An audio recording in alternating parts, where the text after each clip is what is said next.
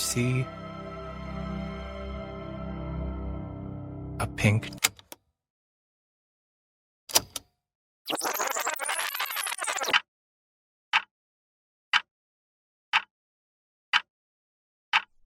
two hours before the morning bell rings. Ladara, sleep comes to you, but not without a bit of a fight. The comfort of the open air is something you've grown accustomed to in your life. And despite how comfortably the inn is furnished, there's just something unfamiliar about resting in these kinds of spaces.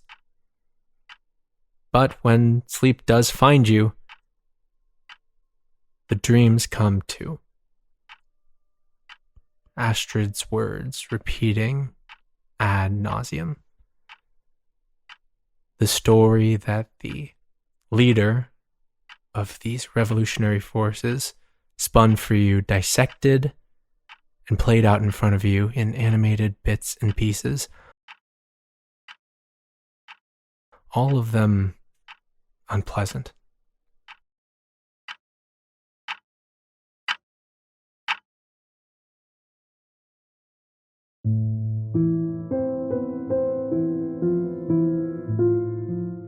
A wagon train of the lost and forgotten. A church house in a mining town on the coast. Images repeat themselves over and over, the words growing louder and louder.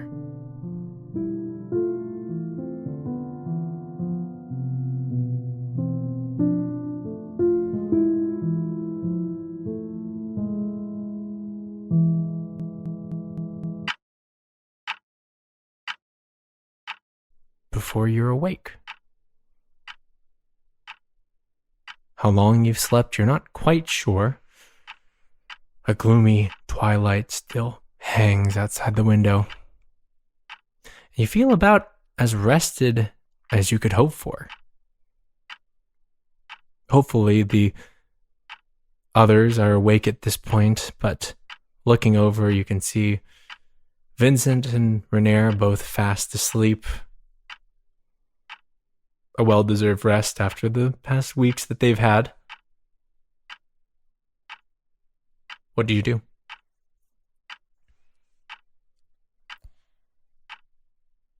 Probably just slowly get up and find herself. She'll probably just walk into like the main room, see if there's anyone else up, see who's over there. Making your way out into the main room, the curtains here are not drawn, and the light from outside kind of pours in a little bit. You can see that blue light, and then the sky itself being dark, but almost like dawn or sunset. This weird in-between. It feels somewhat natural, perhaps, but still a little unfamiliar. Make a perception check.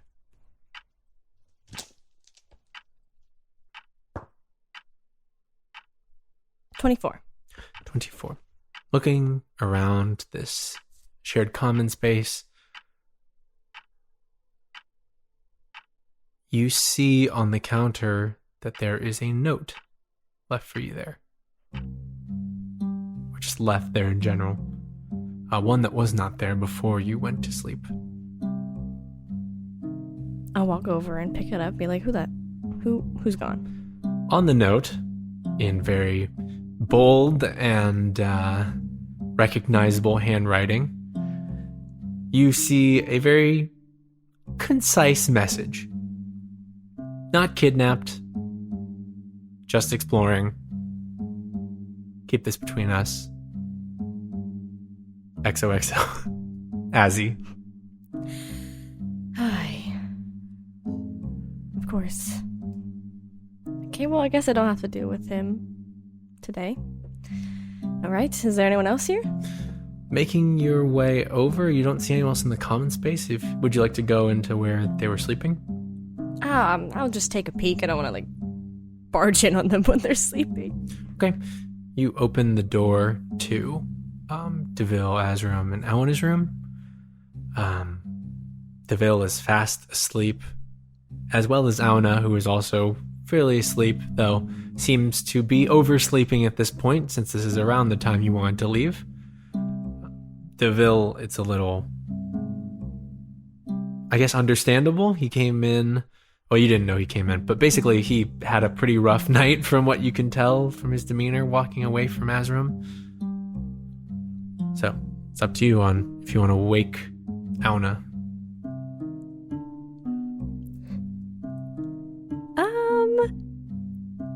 She'll go to him, like she'll go over to him and just kind of like get like kind of close and be like, Auna. Hey, are you awake? If you're not, I'll just go. This process is always a little dangerous. There's been a couple times where basically there's probably been like an Auna wake up duty where if he needs to be woken up and for some reason he's sleeping in, it's whoever must be willing to take a hit. And you kind of brace yourself for that as you kind of reach out and tap him to block an incoming blow or just like a flip or something, or just like a gust of air that will push you back and colliding into Deville. But it doesn't come.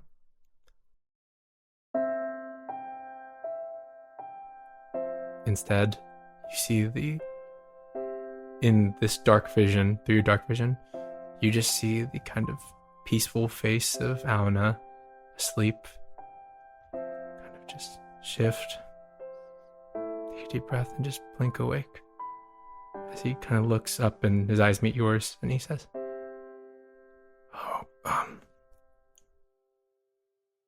good morning. Good morning. Deville's still asleep, but I didn't know if you wanted to. I'm late. I'm so sorry. It's okay. It's okay. I'll let you get ready. I'm just gonna go. Yeah, he kind of rises up from bed. His hair is a mess, just like a bird's nest of now like mostly white hair that he kind of just like shakes out as he's like, oh yeah, sorry, I'll join you in a second. Oh, no worries. It's okay. You are able to make your way out, being a lot more caught off guard and a little less on guard as he would be, until eventually he comes out with his staff and his bag, still not like exhausted, but kind of wiping the sleep from his eyes. He looks and he says, oh, sorry about that. I haven't had it was very comfortable. Oh, the bed was. I'm glad. Yeah, it was pretty comfortable. I was surprised. It must have caught me off guard. If you were an enemy, I'd be dead probably at this point. So I'll need to look into getting used to the comfort of the bed. Yeah, it's weird getting used to not fearing for your life every night. It's strange. I understand. It's nice. It is nice. He looks around for a second. Where's Azra? Oh, he's gone. Not kidnapped apparently, but he went out, I guess. Huh. On his own? Beats me. I mean, I guess if Deville's in there, then yes. Well, does he usually go off on his own? I feel like we've been together for most of the travel. Honestly, sometimes he does get into trouble. So I do worry. Yeah, but honestly, I'm gonna try to trust him this time and hope he doesn't get arrested. That's all I want. No one's getting arrested, and no one is getting killed or killing anyone in the city, unless they deserve it, of course.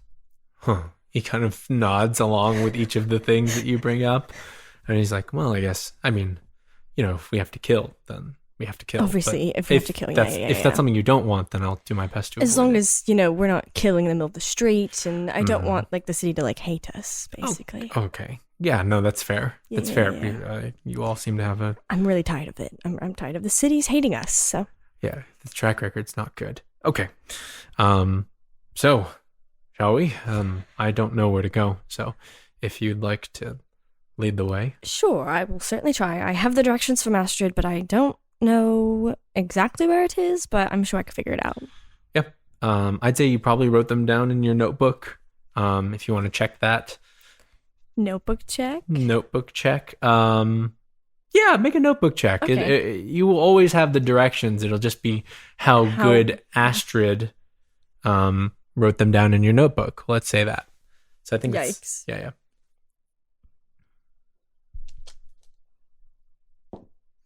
Oh, natural 20 plus 6. Amazing. These directions are very clear and they're very specific too. The place you're trying to go to is called Blondie's Botany. Seems to be like some kind of flower store in which you were told to speak to someone called Mama, basically. Mama. It's kind of in one of the residential districts of the city, though it's probably by foot like an hour or so. So if you'd like to take a walk, you can go start making your way. Be a lovely day for a walk. Sure. As you begin to make your way out down the stairs, you can see that the wooden entryway to the bar looks to be closed at this point. Like there's no lights on inside, though you can see a few sleeping patrons and then maybe the form of what looks to be Elliot asleep in one of the booths or the entryway. You get up, make your way out. Is there anything else you're doing in the lobby or anything? Someone you're trying to find, etc.? No, probably not. Okay. You make your way out onto the streets of Lunastra. The beautifully paved cobblestone streets and this early morning chill in the air. But at the time of summer, it's like this comfortable, nice, fresh atmosphere around you. As the blue light basically bathes over you and the twilight sky hangs overhead, you begin to make your way through the streets. Is there anything that you're keeping an eye out for as you're walking? Probably just by habit, people watching her. Okay, go ahead and give me a perception check. 17. 17. You are able, you're on edge a little bit, and it comes with the territory of the cities that you've all gone to at this point, all being places that are, at some point, people actively trying to pick fights with you all, and you kind of just, eyes darting back and forth, corner to corner, looking around. But, so far, pretty good. Auda is walking alongside you and is also keeping an eye out as well as soon as he notices how hard you are keeping an eye out, and kind of just leans in. You're both basically just walking side by side and says, "Is there something that you're looking for?"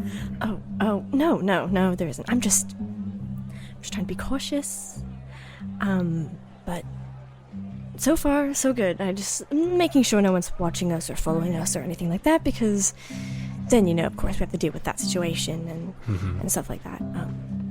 But so far, so good. I'll calm down. It's all right. I'll try to relax. That's okay. I understand. Anyone in particular we should be looking out for? Or honestly, anyone who just looks at us a little funny. I don't really trust.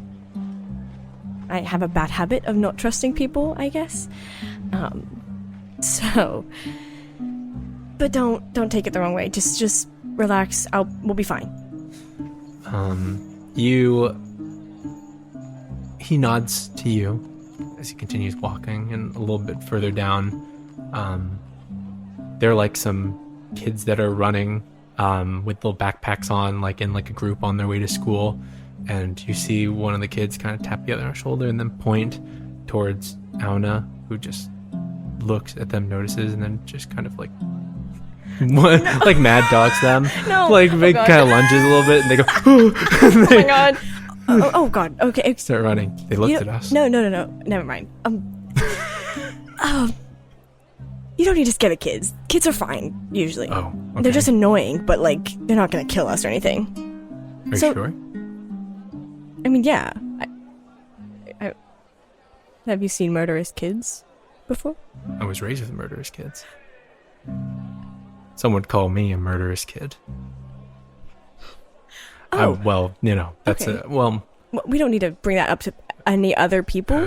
We can yeah, leave that that's true. here. Yeah, you shouldn't have said that. No. It's all right. It's all right. I appreciate you, sharing. That's very interesting. Did you murder people when you were a kid? Do you think? I'm just trying to make small talk. I'm so sorry. This is really awkward and horrible. Horrible? I don't think it's horrible. Oh, okay, cool. There's a long silence as you're walking, and you can feel this sort of awkward tension. And before he goes, no. No? What? No, I didn't kill anyone when I was a kid. Oh. But I had the aura like I could. Mm. And I might have been able to. The psychological barrier is pretty high. Yeah, that's true. I would say I could have been deemed as a murderous child at some points. I didn't. No. Did I? Well, no humans. Well, I don't remember, actually. I think I blacked out a lot. Huh. Understood. I relate to that sentiment. He replies to that in a very kind of like hesitant tone. And then sort of steps back out of it and says,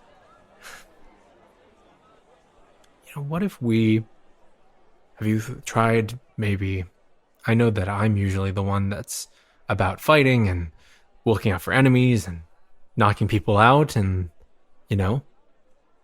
murderous energy, but Yeah. I've been thinking, what if we tried just pretending like things are good? Like there's no people that would be out to get us, or we're just enjoying a day on the city. I've kind of noticed that, I thought that you all were carefree and fun when I used to watch from a distance, but I realize now that pretty much every one of you is so stressed beyond belief. And I lived like that for a long time. That sounds nice. Do you think it would help? I've never tried it. I've only just thought that I mean, there are moments where I pretend that like I'm just a regular person eating regular food and going to, I don't know, do what regular people do. I guess I never really thought that I would get a chance to even be able to pretend. So. Well, why don't we pretend? Let's pretend. Auda and you kind of walk. He releases some of the tension in his shoulders. It looks a little unnatural. Go ahead and make a performance check.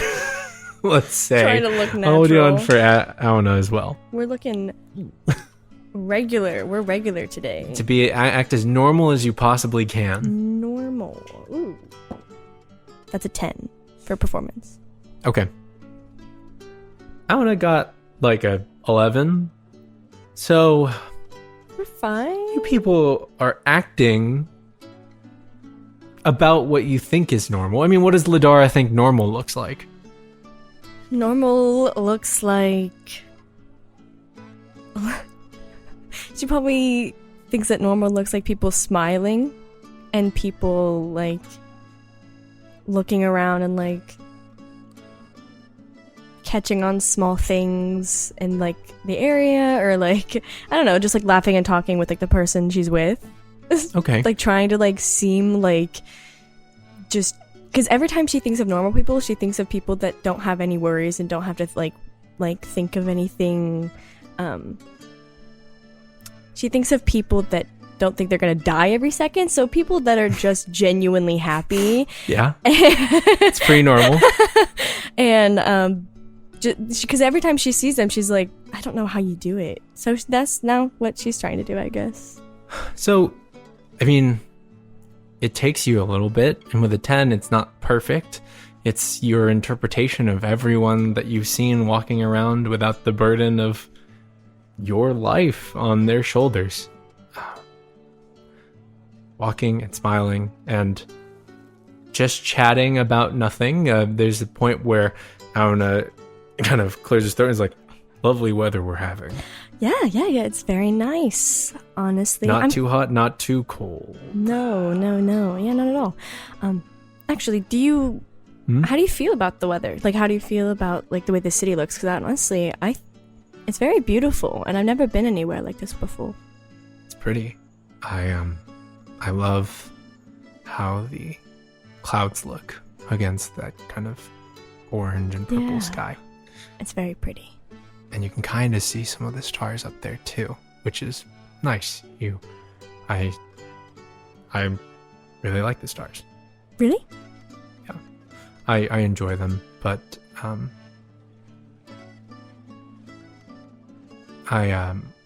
he kind of stutters as he's talking. I really like the sky like this.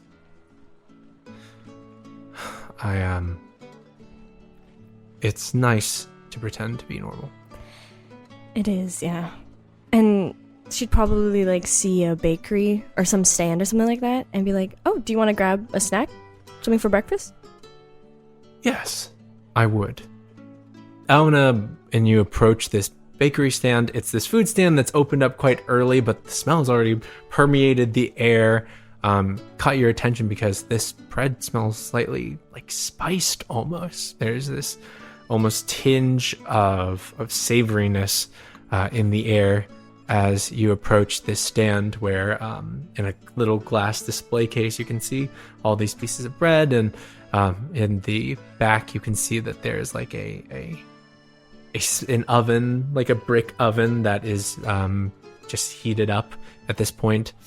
As the person running says, yes, good morning to you both. You are looking for good bread, correct?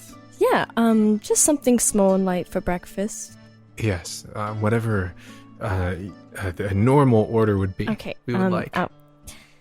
We'll take 2 chocolate croissants. Chocolate croissants, perfect. One for the lovely lady, he says as he passes, wrapped in like this paper, this very beautiful chocolate croissant with like powdered sugar on top. Yes, and one for the charming man here, yes. Here we are. That will be 5 copper for both. Oh, all right. For both? Okay, do I have it? Where is it? Yeah, here you go. You hand over 5 copper, and Auna watches this exchange intently. He says, yes, very good. Have a great day. Come back. This stand is always open. Oh, thank you. You as well. Yeah. And she walks out. When she like turns away, she's like, she's obviously trying way too hard. She's trying really hard to like smile and be like, oh, yeah, you as well. Yeah. And she's like, oh my fucking god. Auna kind of comes up to your spider's eyes like, that was amazing. What? You did great. That was so normal. It was so well done. The way that you exchanged money and you knew exactly what you wanted when you ordered, even though it was our first time being there. Yeah, thank you. Yeah, it takes some practice, I guess, some social skills to obtain. But you'll be there. You'll get there. Yeah. Next time I'll pay. Okay. I'll do the ordering and I'll pay. I can even tell you what to get, like what to order, so you don't have to think about that. I can just tell you what to get, and you can just order it, and then you don't have to worry about the whole decision-making process as well. Is that all right? He sits back and he kind of smiles and he says, well, yeah, that would make the process a lot easier. Okay. Sounds good. Team plan. Yeah, team plan. Okay. You both enjoy these chocolate croissants. As you walk, you can hear that the birds sort of even though there is no day-night cycle per se, there still is this chirping near like morning birds, along with the occasional hoot of an owl in the distance, and the sounds of a city coming to life. And following the directions takes you through the Harvest District of Lunastra, and as you and Auna enjoy your day as just tourists enjoying their time in a city, unburdened by their backstories, that's where we'll take a break.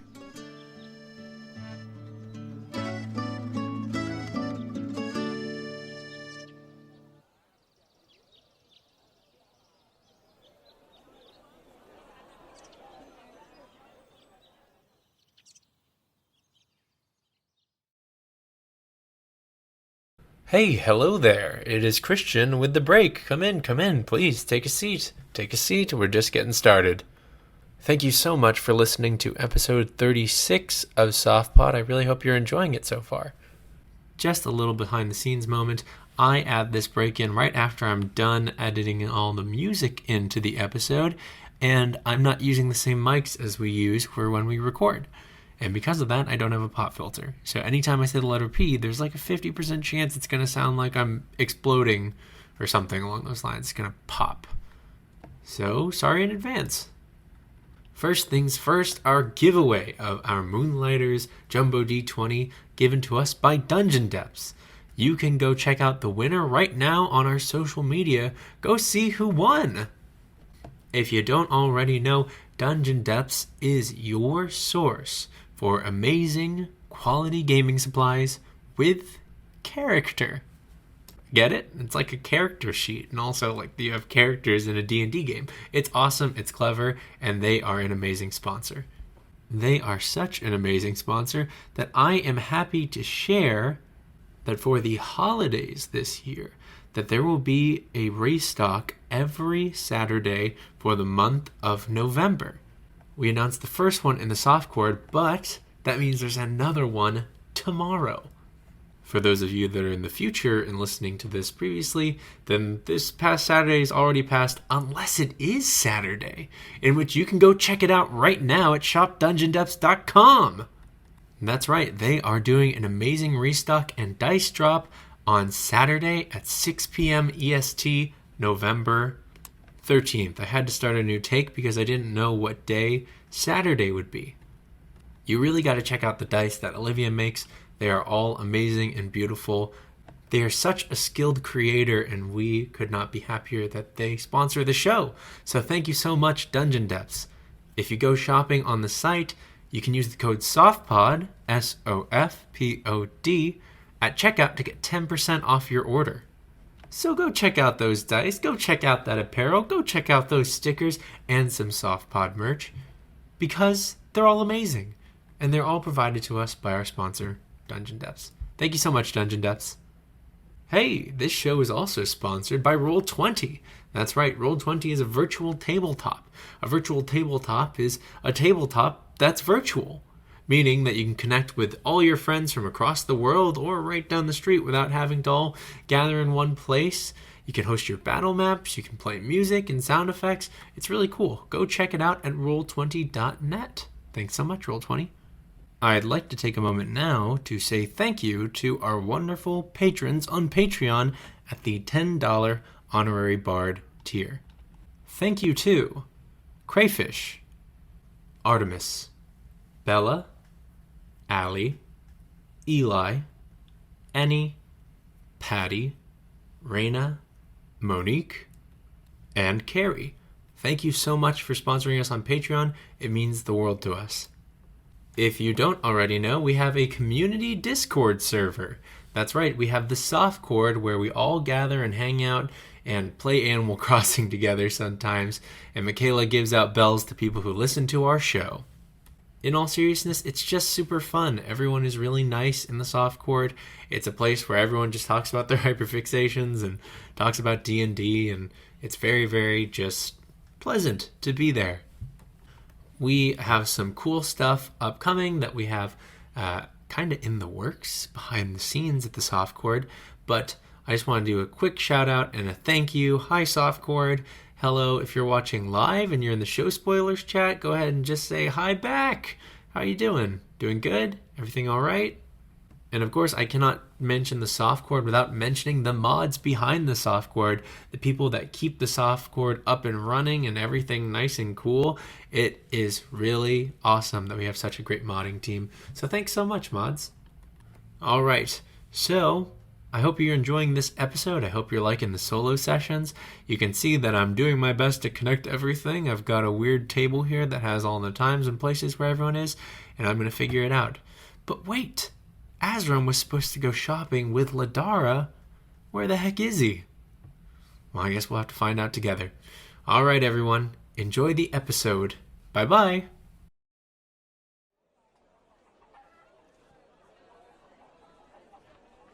So, as you and Auda make your way out of the Harvest District, this district permeated in the sense of pastries and spices and restaurants freshly opening up, and the sight of closed signs starting to open and lights coming on inside, you eventually cross through that kind of green light that the Harvest District has and push into this kind of more purplish light as you enter one of the housing districts that you have been guided to. Go ahead and make a intelligence check, or a survival check, sorry. Oh my god. This is just to see if you can figure out what district you're in. Gotcha. 11.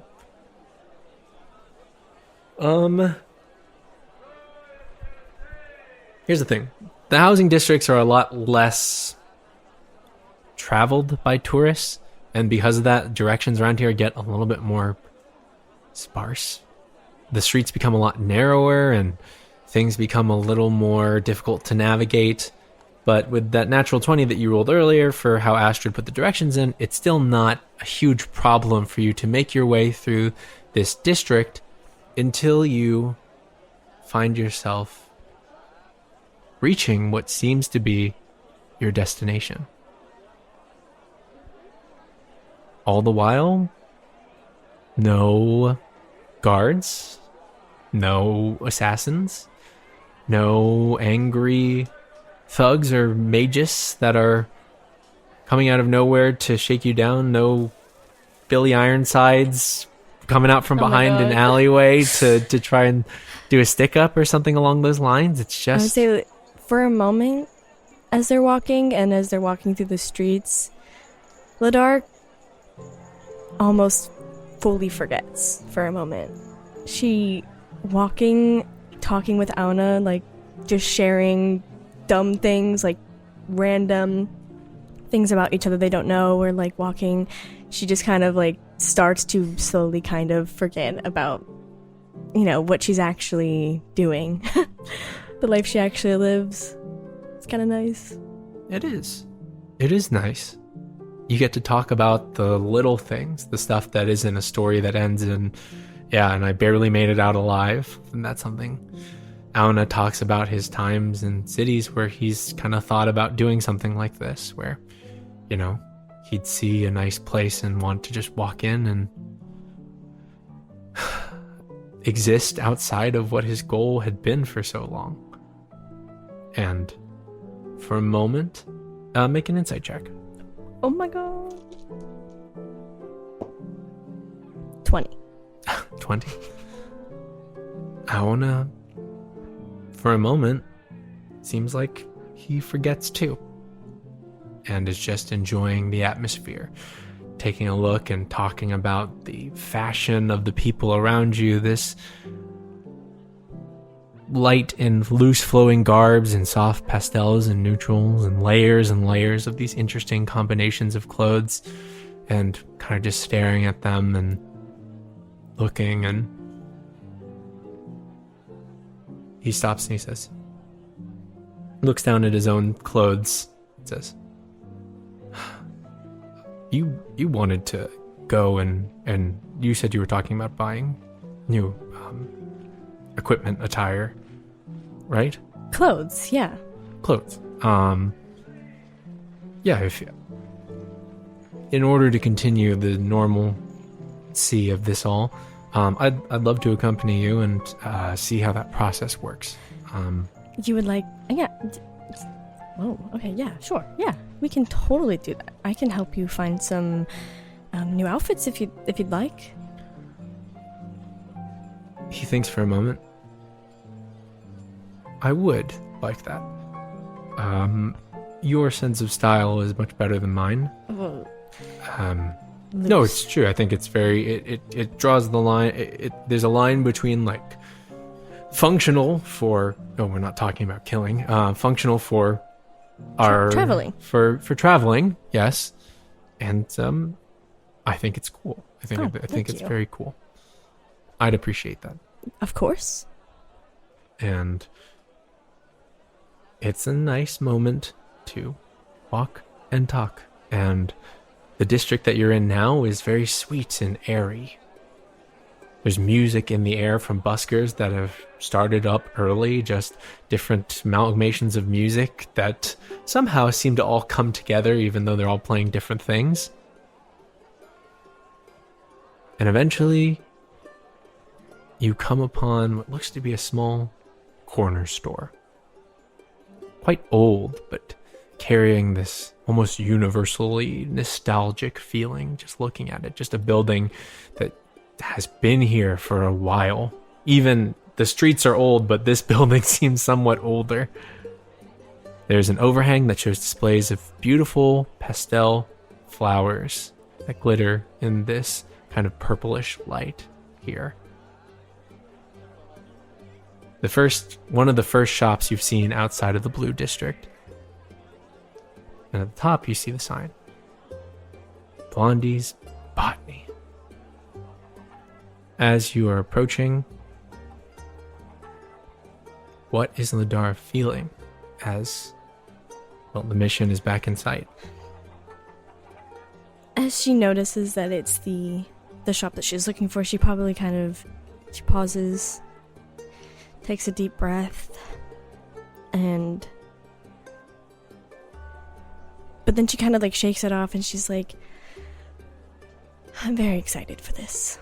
I'm hoping, she's just kind of hoping for something positive to come out of this, basically.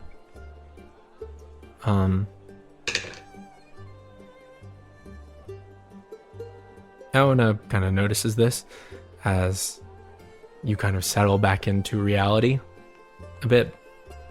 Just kind of pats your back, hand on your shoulder, says,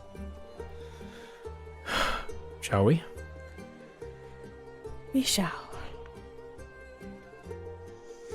As you take your steps into this store, you can feel kind of your heart beating in your chest. Yes, this is a store in which there is somebody that Astrid told you will be able to help you continue your training, to learn more about that connection you have to the Vondric gods, this seemingly new set of abilities that you've acquired. But there's another reason as to why you're here.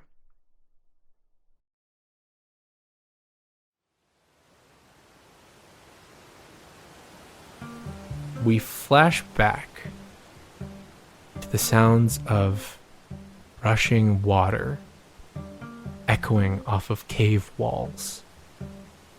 At the base of this mountain, this temple and home to those that would fight the oppressive regimes of the nations, we see two figures.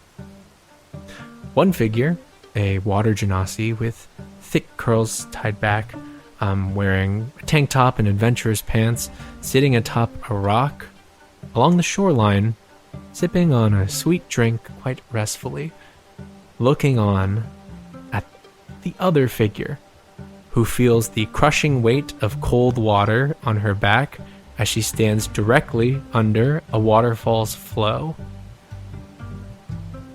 Ladara, your arms are outstretched in a stance that Astrid has had you hold for the past hour and that you have been trying to master for the past weeks. Go ahead and make a wisdom check. Ay. Not very wise. 8. The goal is simple. Produce a bouquet of flowers underneath the waterfall. Just in your hand.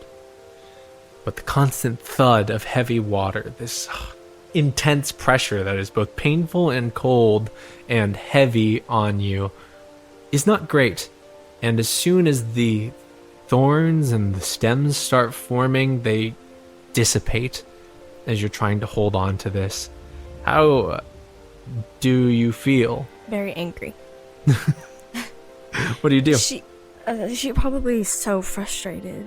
It'll not work, and she'll be like, "Oh my god! If I have to try and do this one more time, I'm gonna lose my mind, Astrid. It's not working, and this water is very high pressured, and I'm honestly losing it a little bit. I'm not gonna lie." A crashing waterfall as you're just angrily after another it's failed so attempt. It's so loud. She probably can't even barely. Yeah, you have to scream it over. Astrid's like, what? All right, come on, break. Take a break. Come here. Thank you. You're cold and you're soaked in water. And Astrid says, "She could do something about that." She kind of collects her hands and then makes a motion. There's just a gust of wind that just... Oh my god. Even colder and blowing your hair back in this wild proportion. She says, "The best I can do." That's all right. Thank you. Astrid pulls you aside now that you're dry-ish, maybe just more cold and more so damp than sopping wet. She sits you down and says, "Just take a seat over there." What? You made progress. You're making a lot of progress. And I don't want you to think you're not just because you can't do this thing. It's just, it's hard.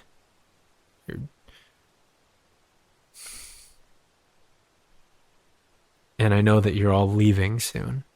There's only, another week or so before you're all pretty much ready to head north. I don't know what I'm going to do. I don't know how I'm going to train if I don't have your help. I've taught you about as much as I can in this time frame, and I'm going to stand by that. I know I haven't taught you much in terms of using these abilities to fight, and I've just been very esoteric about it, just having you conjuring vines and listening to the earth and things like that, and standing under waterfalls for hours on end, which,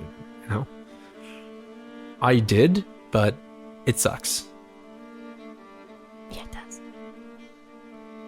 But these powers, I don't want you to look at them as something you can use to win a fight. I'm sure they can. They're helpful in a fight. They will be helpful in any fight going forward. But these powers are a lot more than that. And it's hard to really get that point across when your entire life so far has been fighting.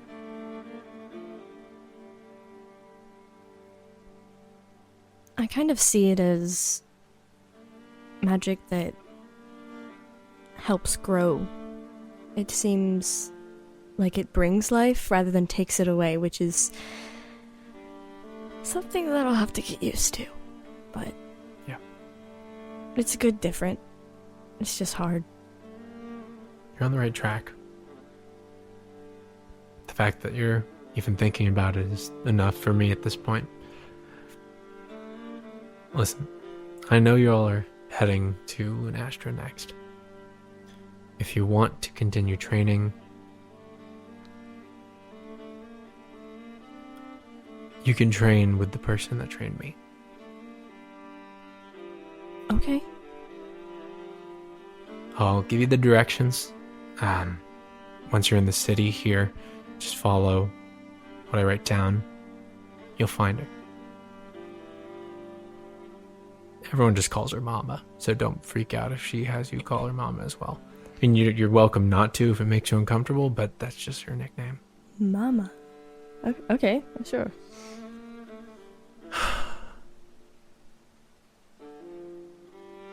You're gonna need people around you in order to really master this. Training to be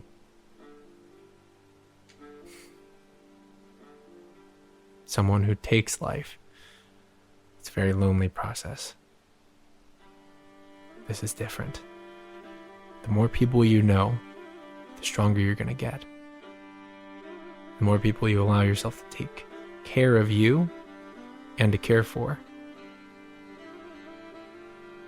the farther you'll go. And you're gonna need somebody who can help you find what you're looking for. I've been avoiding talking about it. I'm sure you've noticed. But that's for my own reasons. But I know that there's something that's important to you in my experience. And I know you want to find her. So, what do you want to know?